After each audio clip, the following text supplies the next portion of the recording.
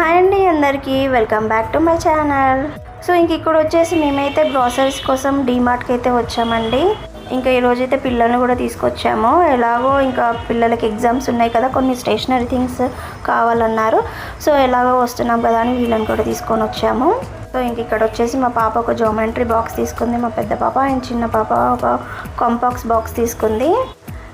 పిల్లల్ని డీమార్ట్ తీసుకురావడం ఒక పెద్ద సావాసమే అనుకోవచ్చు.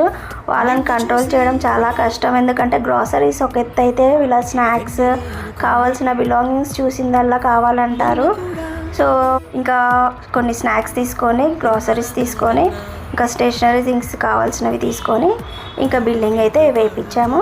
ఇంకా కామన్గా డీమార్ట్ దగ్గర ఉండేవి ఐస్ క్రీమ్స్, పాప్కార్న్ అనమాట.